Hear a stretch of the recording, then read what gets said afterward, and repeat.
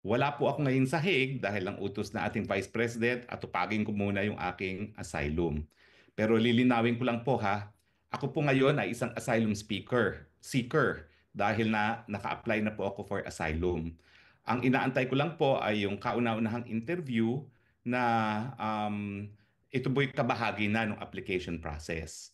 Pagkatapos po nitong kauna-unahang interview, malaya na po akong makabalik doon sa Dahig kasi ang layo po nitong lugar nito. Hindi naman po kami nakadetena, ano? In fact po pwedeng lumabas at ako'y naggaling na ako sa grocery, kaya lang yung grocery, 30 minutes walk one way. At saka yung biyahe papunta rito, kung nasaan ako, 4 na oras galing sa Dahig.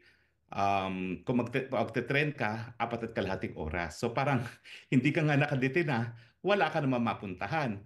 Meron pa kasing ang dami ang stages na ginagawa rito, yung initial registration, yung fingerprinting and interview sa police, tapos medical, at saka yung first interview. Pagkatapos sa first interview, pwede ka nang umalis at text ka na lang nila kung saan yung final interview mo at hindi na dito sa malayong lugar. Yung mga walang pera, ilalagay sila sa ibang facility, no? Pero hindi na po rito kasi ito talaga is only for the application stage. Pero ngayon po, dahil ako'y aplikante na, meron na akong non-refuma, karapatan sa non-refuma. Ibig sabihin, hindi na ako po pwedeng mapabalik dun sa bansa na aking inalisan dahil sa aking political persecution at yan po ay bansang Pilipinas. Alam niyo po, bukod sa sinabi ni VP Sara na kailangan ayusin ko muna ito para makakonsentrate na rin ako no, doon sa pagdepensa ng presidente, pero hindi pa po sigurado, nakasama ko ha, lilinawin ko lang po yan. Sabi lang niya, sige ayusin mo yung asylum mo. No? Yung mere fact na nag-apply ako, yan yung nagbigay sa akin ng karapatan na hindi na ako pa pwedeng mapabalik sa Pilipinas. Maski pa kumuha sila ng warrant of arrest, maski pa sila mag-file ng extradition, malinaw po yan dahil ito po ay matter of convention rights. Nakasulat po talaga yung non-refuma, yan yung pinaka-importanting karapatan ng asylum seekers, hindi mapabalik dun sa lugar na kung sa nila nanggaling. Natural, kasi pag ako pinabalik dyan, kukulong ako, non-bailable, sa isang kaso na human trafficking na walang kaebidensya. Ulitin ko po ebidensya lang nila. Unang-una, sinamahan ko si Cassandra Ong sa PAGCOR. Pangalawa, yung pangalan ko nasa isang papel na legal daw ako. Pangatlo, yung aking dating assistant nakitira doon. Ang kailangan nilang pruwebahan sa syndicated trafficking na ako ay may recruit. Ang purpose ko ay para pagsamantalahan ng kanilang labor, no? At pangatlo, ginamit ko ng pananakot o kaya naman intimidation, no? Tapos kung conspiracy naman, anong ebidensya ng conspiracy? Dapat magpakita talaga na nagkaroon kami ng pagkakaisang layunin at yun nga ay gumawa ng um, krimen na syndicated trafficking. Sa akin, yung pendency ng complaint sa DOJ at kung isasampa nila sa korte, yan ang pinakamalakas na ebidensya ng political persecution dahil yan ay pagsampa ng kaso na walang basihan, ang tawag po dyan, unjust prosecution. Pero kanina po, ako rin po, galing dito sa lugar kung nasaan ako ngayon, ay napanood ko ang press conference ni VP Sara. Ang huling beses ko pong nakita si VP Sara, yung makalawa pa, nag-dinner kami kasama si Kaufman. At doon nga po niya sinabi, sige, apply, simulan mo na yung application mo sa asylum. Kaya bumiyahin na ako ng malayo at nga po ay naririto. No? Pwede ko lumabas, kaya lang po, kung magbabalik-balik ako sa Dahig, 4 hours each way. So parang, sige, dito na lang ako. Libre po naman ang tirahan. Kaya nga lang ang sabi ko, ang tirahan ko dito, parang dormitoryo ko sa Kalayaan ko sa UP. Hindi ko alam na matapos ang ilang taon na ba nakakalipas na 1990 ako tumira sa Kalayaan. No? 1990, ayan, 2000, 2010, 2020, 35 years balik ako sa kwarto ko sa Kalayaan. At ang naging roommate ko rin dito ay isang Muslim na Afghan. Ang roommate ko sa Pilipinas ay isang Muslim po na galing sa Mindanao na itatago ko muna ang pangalan dahil maraming impormasyon na naibigay sa akin yung roommate ko sa Kalayaan. Pero anyway, doon sa press briefing ni VP, nabanggit niya na napag-usapan ng kanyang mga kapatid na baka kumuha lang na lang sila ng legal aid. Yung legal aid po, ibig sabihin, ang hukuman mismo magbabayad para sa mga abogado na didepensa sa kanya. Pero limitado po ang budget. Nung ako po'y aktibo pa sa bar ng ICC, yan po ay 40,000 euros. Parang naitaas na po yan ng konti, no? Pero yung 40,000 euros na yan, ang babayaran, isang lead counsel, isang co-counsel, isang legal assistant, isang case manager at isang investigator. So makita nyo, manipis talaga. Kaya naman ako, kahit ano mangyari sa aking application, kung talagang dahil manipis at lima lang yan, hindi ko naman kasasama ng loob na kung hindi ako mapasama dyan sa team, no? Dahil lima nga lang po yan. In fact, effectively, dalawa lang yan. Kasi yung legal assistant at saka yung case manager, mga batang-batang abogado po yan. So dalawang abogado lang talaga ang harap sa hukuman. Yung lead at saka yung tapos investigator. So okay lang po kung anong desisyon ni VP Sara at ni PRRD. Kaya lang, syempre, um, iniisip ko na dahil ang issue nga ay issue kung tama ba yung pag-aaresto kay Presidente Duterte, kinakailangan din may Pilipino dyan. Hindi naman ako kinakailangan yung maging abogado yon. Bahala po pumili ang Presidente Duterte. Pero ako po ha, miski ako'y piliin ni Presidente Duterte kung ayaw ni BP Sara at ang gusto ni BP Sara mas ibang mag-represent, ma'am, that's your call. Hindi ko naman pagpipilitan ng sarili ko at kung ako ay i-request ni PRRD, importante rin na i-endorso ako at i-request din ako ni VP Sara. Kasi nga, alam niyo naman ang kwento ng buhay ko, no? Talaga namang ako'y tagasunod ni VP Sara, susunod ako sa sasabihin ni VP Sara. At yan po ay walang halong kaplastikan. That's true. Eh kita nyo nga, sumunod ako sa kanya sa Unity. Ano nangyari?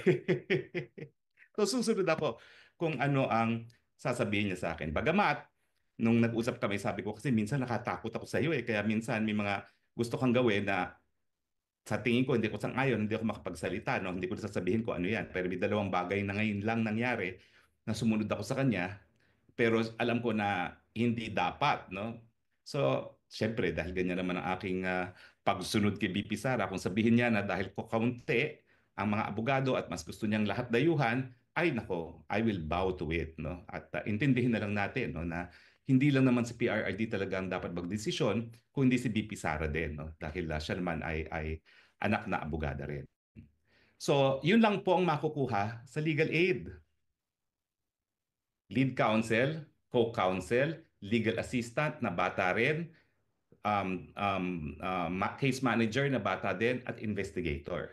Now, po pwede humingi ng additional, pero yung mga more complicated cases, usually ang dinadagdag lang, additional investigators. So pagdating sa legal, dalawa lang talaga yung si lead counsel at si co-counsel. So hayaan po natin silang magdesisyon, no? Although nagpapasalamat po ako ha doon sa napakadaming nagbibigay ng suporta sa akin, maraming na-disappoint. Well, mali po ako doon in the sense na inassume ko na maging abogado na talaga ako sa ICC. Pero abogado po talaga ako ni Presidente Duterte pagdating sa ICC matters, 2018 pa po. So hindi po ako nagsinungaling.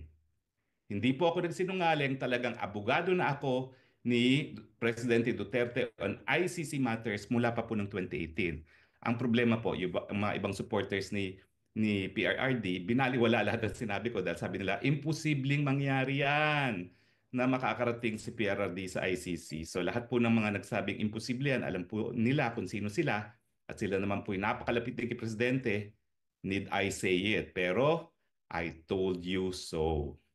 So anyway, yun lang pong makukuha sa legal aid. Now, hindi rin po automatic yan ha. Mag-iimbestiga pa ang ICC at titignan nila yung kita ni Presidente. Wala naman siyang kita, pension lang. Ang sabi ko nga, ang pension niyan, mga 300,000 at most. Eh, in euro terms, times 7 ata ang euro, magkado lang yan. So that's basically, sabihin na natin ay 5,000, no? 5,000. O tama, 5,000 euros a month. Eh, alam mo naman si Presidente, no, yung kanyang pensyon, hahatiin pa niya sa dalawa. Dahil alam niyo naman, sinasabi niya, dalawa yung asawa niya. Tapos, kung ano yung ari-arian. Ako po, I can swear, kailan ko lang po nakita ang bahay ni Presidente Duterte sa Davao. Na guilty ako dahil di hamak na mas maganda ang bahay ko kaysa sa bahay ni Presidente Duterte. Mayor, wag ka magagalit, pero ang description ko sa bahay niya, bahay ng kalapati.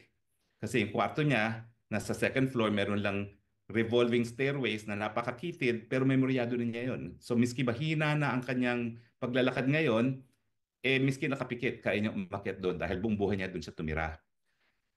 At matapos nga yan, eh, kinausap ko yung kasama niya ng kaalaga sa kanya, bakit naman hinahayaan ng pamilya ni Presidente na tumira sa ganito ang dating Presidente? Talagang sinabi ko yon. Ang sagot, meron ngang isang tycoon na bumisita sa kanya. Ang bilin sa kanya, bumili ka ng kahit anong bahay, akong magbabayad. Ayaw talagang umalis ni Presidente Duterte sa kanyang pamamahay. At lalo pa akong napahanga sa pagkatao ni Presidente Duterte dahil dun nga siya na pinili niya na talagang manirahan sa tinatawag kong pigeon house. Kasi mukha talaga siyang pigeon house. Yung second floor niya, kwarto lang niya. Hindi siya yung buong second floor. Doon lang siya. Yun lang yung ano niya, yung kanyang kwarto. Kaya tawag ko pigeon house. At saka isang galaw mo lang tapos na yung bahay. Siguro wala pang 175 square meters yung floor area ng bahay na yun. Para po talaga siyang socialized housing. And hindi ako mapaniwala na doon nakatira ngayon ang dating presidente ng Pilipinas. So anyway, ang punto is mag-iimbestiga ang ICC kung talagang ang pensyon niya ay 5,000 euros, ilan ang sinusuportahan niya, at saka kung meron pa siyang ibang ari-arian. Ang alam ko po, ang mga ari-arian lang niya talaga at pinag-uusapan naman na po namin yan, ay yung mga ari-ariang namana niya. Okay? Sa kanyang tatay. Yung tatay po niya, I'm sure, meron din kaya, pero yun yung sa mga nakalipas na panahon na, no? Dahil naging governor naman yung tatay niya. Pero, napag-uusapan din naman namin yung kanyang, kumbaga, ari-arian, hindi po yan masyadong marami. At saka alam niyo naman sa Mindanao, ang valor ng mga property hindi mataas. So anyway, ibig sabihin, hindi pa po automatic yan. Ngayon, sa kasaysayan ng ICC, isa lang naman po yung paying client dyan. Kasi napakamahal kung kukuha ka ng counsel dito. Dahil alam niyo naman per oras niyang mga yan, baka tumataginting na 400 euros yan. Kung kukuha ka ng isang lawyer na 400 euros per hour, babiyahe-biyahe pa yan papunta ng Pilipinas para kumuha ng ebidensya sa flight alone, lugi ka na dahil 12 hours na yun. $4,000 na ang biyahe pa lang one way. $28,000 round trip. So talagang mahal po ng legal representation. Kaya naman kinukonsider ng pamilya yung legal aid. Pero yan naman po, initial lang naman nila at I would not have said so kung hindi naman sinabi yan ni VP Sara. No? Pero hindi pa po yan confirmed dahil kahit paano naman, marami naman nagmamahal kay Presidente Duterte at baka naman merong gustong tumulong. Kasi syempre, kung effectively, dalawa lang yung abogado na magtatrabaho at iba naman mga batang abogado, syempre mas mabuti kung mas marami pang makakatulong. Pero ako, happy na ako sa legal aid. Even if baka hindi nga talaga ako mapili dahil kakaunti lang yung tao, dahil that will prove to the world na talagang hindi nagpa-yaman si Presidente Duterte. No? Bagamat I'm sure yung mga supporters niya ng mga mayayaman ay magsasabi wala kaming pakialam. Kung may isang tycoon na sinabi dun sa kasama niya na wala akong pakialam kung ganong kamahal ng bahay na magustuhan niya, babayaran ko. I'm sure marami rin siyang mga supporters na willing magbigay ng pera at wala pong pagbabawal dahil wala na sa gobyerno ang ating Presidente Duterte, di ba? Siya naman ay pribadong individual at hindi bawal na mag-donate sa kanya, di ba? So anyway, yan po ang aking gustong i-discuss sa ating Spokes Hour. Yung personal kong kalagayan, ulitin ko po, hindi ako kailangan mag-antay ng approval ng asylum bago ako magkaroon ng temporary residence dito sa Netherlands. Meron na po akong temporary residence. Ay, papakita ko sana sa inyo yung certificate. Meron na kasi akong certificate na ako ay isang asylum seeker at meron ng karapatan under dun sa domestic law na nag implement ng Convention on Refugees and Asylum Seekers. No? Alam niyo, sa totoo lang, napaiyak ako nung pinirmahan ko yan. Kasi bagamat ako'y matagal na sa larangan ng international law, nagturo niyan at naging abogado na rin sa mga dayuhan ng mga taga-ADB na humingi ng asylum sa Pilipinas, iba pala talaga yung kapag ikay nabigyan ng karapatan na manatili dahil ikaw ay pinipersecute sa iyong inang bayan. Mantakin nyo, 6 at kalahating buwan na ako nagtatago kay Marcos. Hindi ko pwede sabihin kung nasaan ako dahil alam kong hahabulin niya ako at pwede niya akong pa-deport o i-request ang extradition o sa ASEAN nga, hindi na kinakailangan ng extradition treaty. Pakiusapan lang dahil merong Mutual Defense Legal Assistance Treaty, no? So nung pinirmahan ko po yan, talagang humagulgol ako. Kasi sabi ko, sa kauna-unahang panahon, wala ng karapatan at hindi na ako makukuha ni Marcos Jr. Hinding-hindi niya ako makukuha hanggang hindi umaakto ang Dutch authorities dun sa aking application. Yun po ang tinatawag na non-refuma. Maski pa siya ay mag-request ng extradition para po yung kaso ni Teves na hihindian dahil merong asylum application.